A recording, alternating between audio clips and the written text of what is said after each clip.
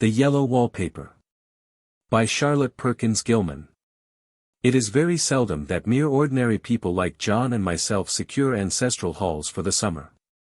A colonial mansion, a hereditary estate, I would say a haunted house, and reach the height of romantic felicity, but that would be asking too much of fate.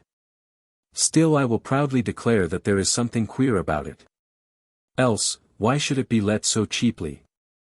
And why have stood so long untenanted? John laughs at me, of course, but one expects that in marriage. John is practical in the extreme. He has no patience with faith, an intense horror of superstition, and he scoffs openly at any talk of things not to be felt and seen and put down in figures. John is a physician, and perhaps, I would not say it to a living soul, of course, but this is dead paper and a great relief to my mind. Perhaps that is one reason I do not get well faster. You see, he does not believe I am sick. And what can one do? If a physician of high standing, and one's own husband, assures friends and relatives that there is really nothing the matter with one but temporary nervous depression, a slight hysterical tendency, what is one to do? My brother is also a physician, and also of high standing, and he says the same thing. So I take phosphates or phosphites, whichever it is, and tonics, and journeys, and air, and exercise, and am absolutely forbidden to work until I am well again. Personally, I disagree with their ideas. Personally, I believe that congenial work, with excitement and change, would do me good. But what is one to do? I did write for a while in spite of them. But it does exhaust me a good deal, having to be so sly about it, or else meet with heavy opposition. I sometimes fancy that in my condition if I had less opposition and more society and stimulus, but John says the very worst thing I can do is to think about my condition, and I confess it always makes me feel bad. So I will let it alone and talk about the house. The most beautiful place. It is quite alone, standing well back from the road, quite 3 miles from the village. It makes me think of English places that you read about, for there are hedges and walls and gates that lock, and lots of separate little houses for the gardeners and people. There is a delicious garden. I never saw such a garden, large and shady, full of box-bordered paths, and lined with long grape-covered arbors with seats under them. There were greenhouses, too, but they are all broken now. There was some legal trouble, I believe, something about the heirs and co-heirs. Anyhow, the place has been empty for years. That spoils my ghostliness, I am afraid, but I don't care. There is something strange about the house, I can feel it. I even said so to John one moonlight evening, but he said what I felt was a draught, and shut the window. I get unreasonably angry with John sometimes. I'm sure I never used to be so sensitive. I think it is due to this nervous condition. But John says if I feel so I shall neglect proper self-control, so I take pains to control myself, before him, at least, and that makes me very tired. I don't like our room a bit. I wanted one downstairs that opened on the piazza and had roses all over the window, and such pretty old-fashioned chintz hangings. But John would not hear of it. He said there was only one window and not room for 2 beds, and no near room for him if he took another. He is very careful and loving, and hardly lets me stir without special direction. I have a schedule prescription for each hour in the day. He takes all care from me, and so I feel basely ungrateful not to value it more. He said we came here solely on my account, that I was to have perfect rest and all the air I could get. Your exercise depends on your strength, my dear, said he, and your food somewhat on your appetite, but air you can absorb all the time. So we took the nursery, at the top of the house. It is a big, airy room, the whole floor nearly, with windows that look all ways, and air and sunshine galore. It was nursery first and then playground and gymnasium, I should judge. For the windows are barred for little children, and there are rings and things in the walls. The paint and paper look as if a boys' school had used it. It is stripped off, the paper, in great patches all around the head of my bed, about as far as I can reach, and in a great place on the other side of the room low down. I never saw a worse paper in my life. One of those sprawling flamboyant patterns committing every artistic sin. It is dull enough to confuse the eye in following, pronounced enough to constantly irritate, and provoke study, and when you follow the lame, uncertain curves for a little distance they suddenly commit suicide, plunge off at outrageous angles. Destroy themselves in unheard-of contradictions. The color is repellent, almost revolting, a smoldering, unclean yellow, strangely faded by the slow-turning sunlight. It is a dull yet lurid orange in some places, a sickly sulfur tint in others. No wonder the children hated it. I should hate it myself if I had to live in this room long. There comes John, and I must put this away, he hates to have me write a word. We have been here 2 weeks, and I haven't felt like writing before, since that first day. I am sitting by the window now, up in this atrocious nursery, and there is nothing to hinder my writing as much as I please, save lack of strength. John is away all day, and even some nights when his cases are serious. I am glad my case is not serious. But these nervous troubles are dreadfully depressing. John does not know how much I really suffer. He knows there is no reason to suffer, and that satisfies him. Of course it is only nervousness. It does weigh on me so not to do my duty in any way. I meant to be such a help to John, such a real rest and comfort, and here I am a comparative burden already. Nobody would believe what an effort it is to do what little I am able, to dress and entertain, and order things. It is fortunate Mary is so good with the baby. Such a dear baby. And yet I cannot be with him, it makes me so nervous. I suppose John never was nervous in his life. He laughs at me so about this wallpaper. At first he meant to repaper the room, but afterwards he said that I was letting it get the better of me, and that nothing was worse for a nervous patient than to give way to such fancies. He said that after the wallpaper was changed it would be the heavy bedstead, and then the barred windows, and then that gate at the head of the stairs, and so on. You know the place is doing you good, he said, and really, dear, I don't care to renovate the house just for a 3 months rental. Then do let us go downstairs, I said, there are such pretty rooms there. Then he took me in his arms and called me a blessed little goose, and said he would go down cellar if I wished, and have it whitewashed into the bargain. But he is right enough about the beds and windows and things. It is as airy and comfortable a room as any one need wish, and, of course, I would not be so silly as to make him uncomfortable just for a whim. I'm really getting quite fond of the big room, all but that horrid paper. Out of one window I can see the garden, those mysterious deep-shaded arbors, the riotous old-fashioned flowers, and bushes and gnarly trees. Out of another I get a lovely view of the bay and a little private wharf belonging to the estate. There is a beautiful shaded lane that runs down there from the house. I always fancy I see people walking in these numerous paths and arbors, but John has cautioned me not to give way to fancy in the least. He says that with my imaginative power and habit of story-making a nervous weakness like mine is sure to lead to all manner of excited fancies, and that I ought to use my will and good sense to check the tendency. So I try. I think sometimes that if I were only well enough to write a little it would relieve the press of ideas and rest me. But I find I get pretty tired when I try. It is so discouraging not to have any advice and companionship about my work. When I get really well John says we will ask Cousin Henry and Juliet down for a long visit, but he says he would as soon put fireworks in my pillowcase as to let me have those stimulating people about now. I wish I could get well faster. But I must not think about that. This paper looks to me as if it knew what a vicious influence it had. There is a recurrent spot where the pattern lolls like a broken neck and 2 bulbous eyes stare at you upside down. I get positively angry with the impertinence of it and the everlastingness.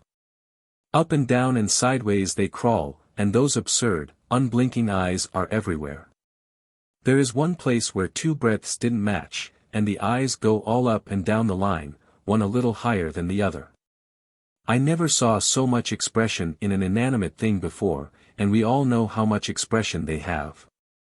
I used to lie awake as a child and get more entertainment and terror out of blank walls and plain furniture than most children could find in a toy store. I remember what a kindly wink the knobs of our big old bureau used to have, and there was one chair that always seemed like a strong friend. I used to feel that if any of the other things looked too fierce I could always hop into that chair and be safe. The furniture in this room is no worse than inharmonious, however, for we had to bring it all from downstairs. I suppose when this was used as a playroom they had to take the nursery things out, and no wonder. I never saw such ravages as the children have made here. The wallpaper, as I said before, is torn off in spots, and it sticketh closer than a brother. They must have had perseverance as well as hatred. Then the floor is scratched and gouged and splintered, the plaster itself is dug out here and there, and this great heavy bed, which is all we found in the room, looks as if it had been through the wars. But I don't mind it a bit, only the paper. There comes John's sister. Such a dear girl as she is, and so careful of me. I must not let her find me writing. She is a perfect, an enthusiastic housekeeper, and hopes for no better profession. I verily believe she thinks it is the writing which made me sick. But I can write when she is out, and see her a long way off from these windows. There is one that commands the road, a lovely, shaded, winding road, and one that just looks off over the country. A lovely country, too, full of great elms and velvet meadows. This wallpaper has a kind of sub-pattern in a different shade, a particularly irritating one, for you can only see it in certain lights, and not clearly then. But in the places where it isn't faded, and where the sun is just so, I can see a strange, provoking, formless sort of figure, that seems to sulk about behind that silly inconspicuous front design. There's sister on the stairs. Well, the 4th of July is over. The people are gone and I am tired out. John thought it might do me good to see a little company, so we just had Mother and Nellie and the children down for a week. Of course I didn't do a thing. Jenny sees to everything now. But it tired me all the same. John says if I don't pick up faster he shall send me to Weir Mitchell in the fall. But I don't want to go there at all. I had a friend who was in his hands once, and she says he is just like John and my brother, only more so. Besides, it is such an undertaking to go so far. I don't feel as if it was worthwhile to turn my hand over for anything, and I'm getting dreadfully fretful and querulous. I cry at nothing, and cry most of the time. Of course I don't when John is here, or anybody else, but when I am alone. And I am alone a good deal just now. John is kept in town very often by serious cases, and Jenny is good and lets me alone when I want her to. So I walk a little in the garden or down that lovely lane, sit on the porch under the roses, and lie down up here a good deal. I'm getting really fond of the room in spite of the wallpaper. Perhaps because of the wallpaper. It dwells in my mind so. I lie here on this great immovable bed, it is nailed down, I believe, and follow that pattern about by the hour. It is as good as gymnastics, I assure you. I start, we'll say, at the bottom, down in the corner over there where it has not been touched, and I determine for the 1000th time that I will follow that pointless pattern to some sort of a conclusion. I know a little of the principle of design, and I know this thing was not arranged on any laws of radiation, or alternation, or repetition, or symmetry, or anything else that I ever heard of.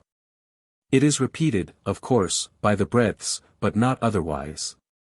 Looked at in one way each breadth stands alone, the bloated curves and flourishes, a kind of debased Romanesque, with delirium tremens, go waddling up and down in isolated columns of fatuity. But, on the other hand, they connect diagonally, and the sprawling outlines run off in great slanting waves of optic horror, like a lot of wallowing seaweeds in full chase. The whole thing goes horizontally, too, at least it seems so, and I exhaust myself in trying to distinguish the order of its going in that direction. They have used a horizontal breadth for a frieze, and that adds wonderfully to the confusion. There is one end of the room where it is almost intact, and there, when the cross-lights fade and the low sun shines directly upon it, I can almost fancy radiation after all. The interminable grotesques seem to form around a common center and rush off in headlong plunges of equal distraction. It makes me tired to follow it. I will take a nap, I guess. I don't know why I should write this. I don't want to. I don't feel able. And I know John would think it absurd. But I must say what I feel and think in some way, it is such a relief. But the effort is getting to be greater than the relief. Half the time now I am awfully lazy, and lie down ever so much. John says I mustn't lose my strength, and has me take cod liver oil and lots of tonics and things, to say nothing of ale and wine and rare meat. Dear John. He loves me very dearly, and hates to have me sick. I tried to have a real earnest reasonable talk with him the other day, and tell him how I wish he would let me go and make a visit to Cousin Henry and Julia. But he said I wasn't able to go, nor able to stand it after I got there. And I did not make out a very good case for myself, for I was crying before I had finished. It is getting to be a great effort for me to think straight. Just this nervous weakness, I suppose. And dear John gathered me up in his arms, and just carried me upstairs and laid me on the bed, and sat by me and read to me till it tired my head. He said I was his darling in his comfort and all he had, and that I must take care of myself for his sake, and keep well.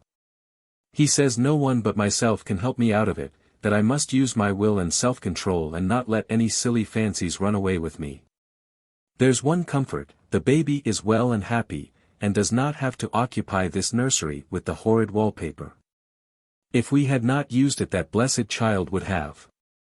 What a fortunate escape! Why, I wouldn't have a child of mine, an impressionable little thing, live in such a room for worlds. I never thought of it before, but it is lucky that John kept me here after all. I can stand it so much easier than a baby, you see. Of course I never mention it to them any more, I am too wise, but I keep watch of it all the same. There are things in that paper that nobody knows but me, or ever will. Behind that outside pattern the dim shapes get clearer every day. It is always the same shape, only very numerous.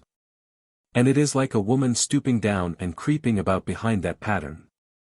I don't like it a bit. I wonder, I begin to think, I wish John would take me away from here. It is so hard to talk with John about my case, because he is so wise, and because he loves me so. But I tried it last night. It was moonlight. The moon shines in all around, just as the sun does. I hate to see it sometimes, it creeps so slowly, and always comes in by one window or another. John was asleep and I hated to waken him, so I kept still and watched the moonlight on that undulating wallpaper till I felt creepy. The faint figure behind seemed to shake the pattern, just as if she wanted to get out. I got up softly and went to feel and see if the paper did move, and when I came back John was awake. "What is it, little girl?" he said. "Don't go walking about like that, you'll get cold." I thought it was a good time to talk, so I told him that I really was not gaining here, and that I wished he would take me away. "Why, darling?" said he, "our lease will be up in 3 weeks, and I can't see how to leave before. The repairs are not done at home, and I cannot possibly leave town just now. Of course if you were in any danger I could and would, but you really are better, dear, whether you can see it or not. I am a doctor, dear, and I know. You are gaining flesh and color, your appetite is better. I feel really much easier about you. I don't weigh a bit more," said I, "nor as much, and my appetite may be better in the evening, when you are here, but it is worse in the morning when you are away." "Bless her little heart," said he with a big hug. "She shall be as sick as she pleases. But now let's improve the shining hours by going to sleep, and talk about it in the morning." "And you won't go away?" I asked gloomily. "Why, how can I, dear? It is only 3 weeks more and then we will take a nice little trip of a few days while Jenny is getting the house ready." "Really, dear, you are better." "Better in body perhaps," I began, and stopped short, for he sat up straight and looked at me with such a stern, reproachful look that I could not say another word. "My darling," said he, "I beg of you, for my sake and for our child's sake, as well as for your own, that you will never for one instant let that idea enter your mind. There is nothing so dangerous, so fascinating, to a temperament like yours. It is a false and foolish fancy. Can you not trust me as a physician when I tell you so? So of course I said no more on that score, and we went to sleep before long. He thought I was asleep first, but I wasn't. I lay there for hours trying to decide whether that front pattern and the back pattern really did move together or separately. On a pattern like this, by daylight, there is a lack of sequence, a defiance of law, that is a constant irritant to a normal mind. The color is hideous enough, and unreliable enough, and infuriating enough, but the pattern is torturing. You think you have mastered it, but just as you get well underway in following, it turns a back somersault and there you are. It slaps you in the face, knocks you down, and tramples upon you. It is like a bad dream. The outside pattern is a florid arabesque, reminding one of a fungus. If you can imagine a toadstool in joints, an interminable string of toadstools, budding and sprouting in endless convolutions, why, that is something like it. That is, sometimes. There is one marked peculiarity about this paper, a thing nobody seems to notice but myself, and that is that it changes as the light changes. When the sun shoots in through the east window, I always watch for that first long, straight ray. It changes so quickly that I never can quite believe it. That is why I watch it always. By moonlight, the moon shines in all night when there is a moon, I wouldn't know it was the same paper. At night in any kind of light, in twilight, candlelight, lamplight, and worst of all by moonlight, it becomes bars. The outside pattern I mean, and the woman behind it is as plain as can be. I didn't realize for a long time what the thing was that showed behind, that dim sub-pattern, but now I am quite sure it is a woman. By daylight she is subdued, quiet. I fancy it is the pattern that keeps her so still. It is so puzzling. It keeps me quiet by the hour. I lie down ever so much now. John says it is good for me, and to sleep all I can. Indeed, he started the habit by making me lie down for an hour after each meal. It is a very bad habit, I am convinced, for, you see, I don't sleep. And that cultivates deceit, for I don't tell them I'm awake. Oh, no. The fact is, I am getting a little afraid of John. He seems very queer sometimes, and even Jenny has an inexplicable look. It strikes me occasionally, just as a scientific hypothesis, that perhaps it is the paper. I have watched John when he did not know I was looking, and come into the room suddenly on the most innocent excuses, and I've caught him several times looking at the paper. And Jenny too. I caught Jenny with her hand on it once. She didn't know I was in the room, and when I asked her in a very quiet voice, with the most restrained manner possible, what she was doing with the paper, she turned around as if she had been caught stealing. And looked quite angry, asked me why I should frighten her so. Then she said that the paper stained everything it touched, that she had found yellow smooches on all my clothes and John's, and she wished we would be more careful. Did not that sound innocent? But I know she was studying that pattern, and I am determined that nobody shall find it out but myself. Life is very much more exciting now than it used to be. You see, I have something more to expect, to look forward to watch. I really do eat better, and am more quiet than I was. John is so pleased to see me improve. He laughed a little the other day, and said I seemed to be flourishing in spite of my wallpaper. I turned it off with a laugh. I had no intention of telling him it was because of the wallpaper. He would make fun of me. He might even want to take me away. I don't want to leave now until I have found it out. There is a week more, and I think that will be enough. I'm feeling ever so much better. I don't sleep much at night, for it is so interesting to watch developments, but I sleep a good deal in the daytime. In the daytime it is tiresome and perplexing. There are always new shoots on the fungus, and new shades of yellow all over it. I cannot keep count of them, though I have tried conscientiously. It is the strangest yellow, that wallpaper. It makes me think of all the yellow things I ever saw, not beautiful ones like buttercups, but old foul, bad yellow things. But there is something else about that paper, the smell. I noticed it the moment we came into the room, but with so much air and sun it was not bad. Now we have had a week of fog and rain, and whether the windows are open or not, the smell is here. It creeps all over the house. I find it hovering in the dining room, skulking in the parlor, hiding in the hall, lying in wait for me on the stairs. It gets into my hair. Even when I go to ride, if I turn my head suddenly and surprise it, there is that smell. Such a peculiar odor, too. I have spent hours in trying to analyze it, to find what it smelled like.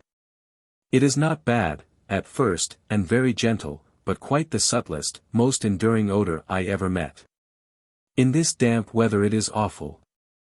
I wake up in the night and find it hanging over me. It used to disturb me at first. I thought seriously of burning the house, to reach the smell. But now I am used to it. The only thing I can think of that it is like is the color of the paper. A yellow smell.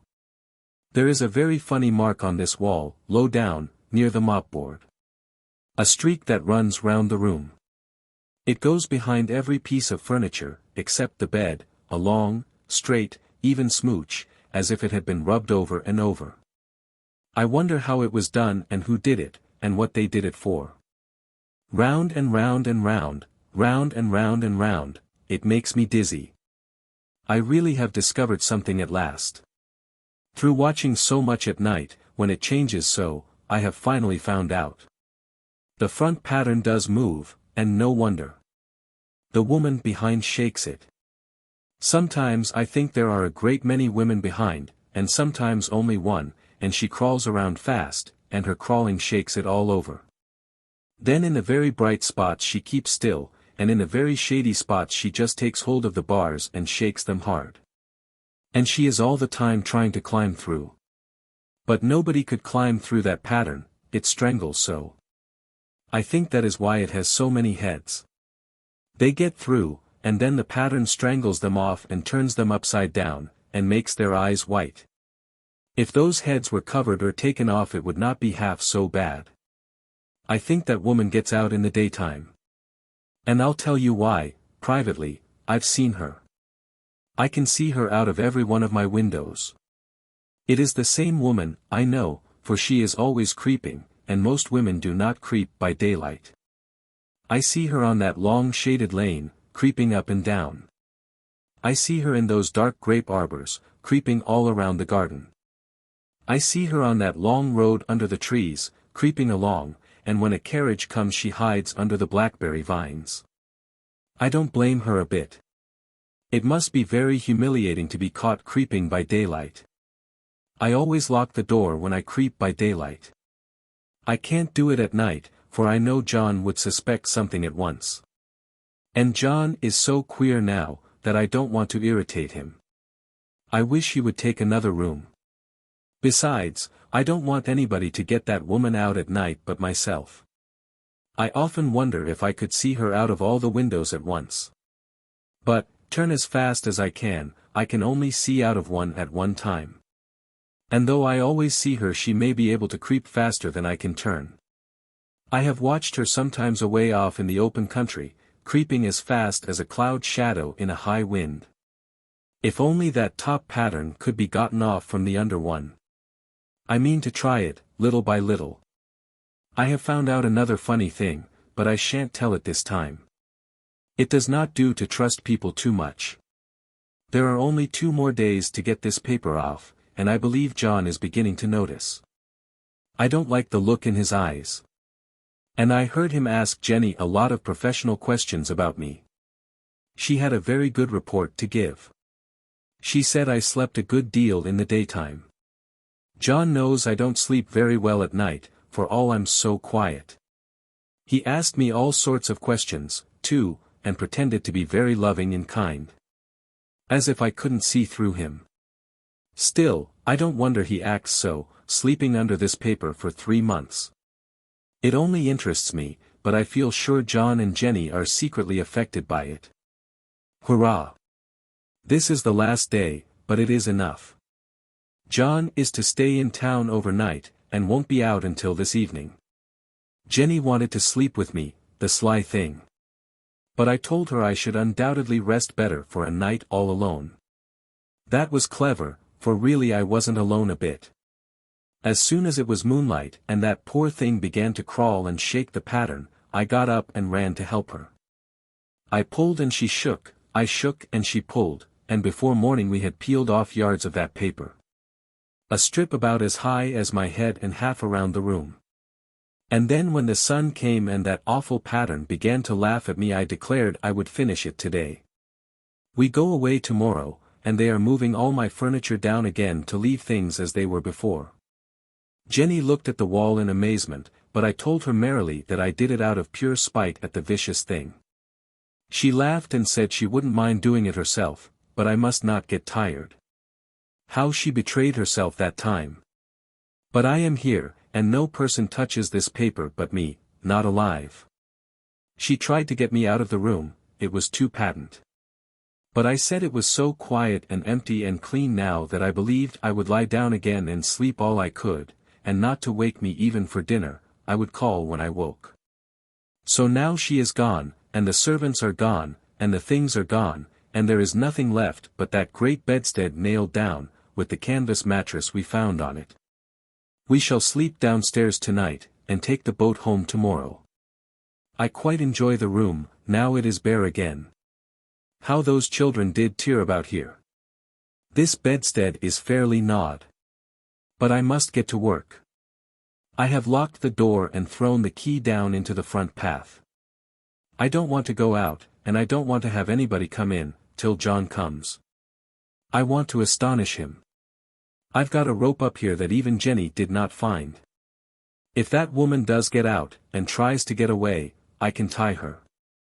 But I forgot I could not reach far without anything to stand on. This bed will not move. I tried to lift and push it until I was lame, and then I got so angry I bit off a little piece at one corner, but it hurt my teeth. Then I peeled off all the paper I could reach standing on the floor. It sticks horribly and the pattern just enjoys it. All those strangled heads and bulbous eyes and waddling fungus growths just shriek with derision. I am getting angry enough to do something desperate. To jump out of the window would be admirable exercise, but the bars are too strong even to try. Besides, I wouldn't do it. Of course not. I know well enough that a step like that is improper and might be misconstrued. I don't like to look out of the windows even, there are so many of those creeping women, and they creep so fast. I wonder if they all come out of that wallpaper as I did. But I am securely fastened now by my well-hidden rope, you don't get me out in the road there. I suppose I shall have to get back behind the pattern when it comes night, and that is hard. It is so pleasant to be out in this great room and creep around as I please. I don't want to go outside. I won't, even if Jenny asks me to. For outside you have to creep on the ground, and everything is green instead of yellow. But here I can creep smoothly on the floor, and my shoulder just fits in that long smooch around the wall, so I cannot lose my way. Why, there's John at the door. It is no use, young man, you can't open it. How he does call and pound. Now he's crying for an axe. It would be a shame to break down that beautiful door. John dear, said I in the gentlest voice, the key is down by the front steps, under a plantain leaf. That silenced him for a few moments. Then he said, very quietly indeed, open the door, my darling. I can't, said I, the key is down by the front door under a plantain leaf. And then I said it again, several times, very gently and slowly, and said it so often that he had to go and see, and he got it, of course, and came in. He stopped short by the door. What is the matter? He cried. For God's sake, what are you doing? I kept on creeping just the same, but I looked at him over my shoulder. I've got out at last, said I, in spite of you and Jane. And I've pulled off most of the paper, so you can't put me back. Now why should that man have fainted? But he did, and right across my path by the wall, so that I had to creep over him every time.